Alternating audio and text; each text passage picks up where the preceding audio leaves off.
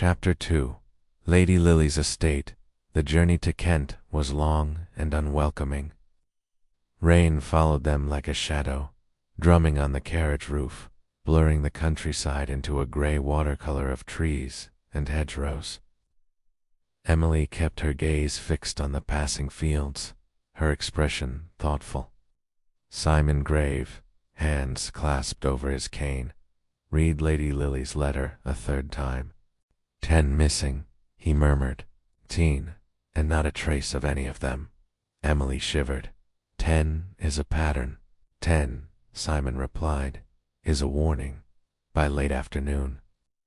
By late afternoon, the carriage rolled to a stop before Blackthorn Manor, Lady Lillian's family home. The estate loomed against the storm-heavy sky, its tall gables and darkened windows giving it the air of a place that listened. The butler, a stern man in graying livery, greeted them at the door.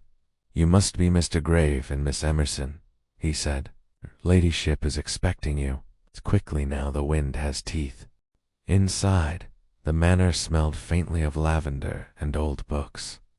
The portraits lining the hall followed them with aristocratic disapproval.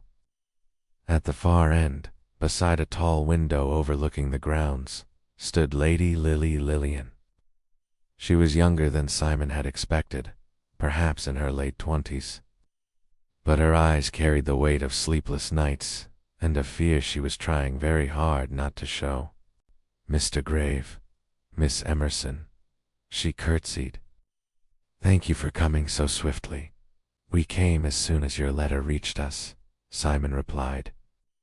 "Tell us everything."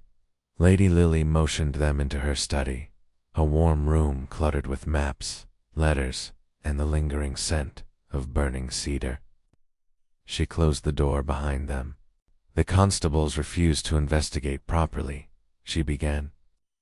"Each disappearance has been dismissed as a runaway, a romance, or a scandal. But I know better.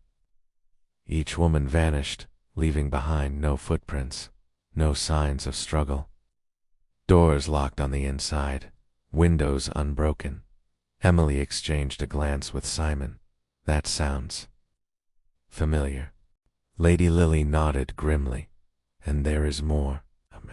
The land around my estate has been changing. Last night, the groundskeeper found this." She placed a damp piece of parchment on the desk. A key. On it was a symbol, a spiral of interlocked lines and hooked shapes. A K, unmistakably like the carvings Simon had seen beneath Salem's Island. His blood ran cold. "And," Lady Lily continued, voice trembling, "this morning the newspapers reported something impossible." Simon looked down at the unfolded paper she pushed toward him. The headline read, "An island appears off the coast. No ship reported IT before yesterday," Emily whispered. "That's the same headline we saw earlier." Lady Lily leaned closer, lowering her voice. "I fear the missing women are connected to that island. The dreams they described before disappearing are the same dreams I have started having myself." Simon stilled. "Dreams? Of what?" Lady Lily swallowed.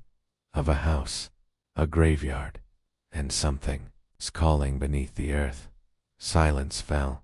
Simon finally stepped back, thinking. "Lady Lily, you wrote in your letter that you received a threat. You're next. Do you believe someone is targeting you directly?" "No," she whispered. "I believe something is." Emily reached out gently. "We'll protect you, we promise." But Simon's eyes drifted toward the rain-blurred window, where lightning flashed across the distant sea.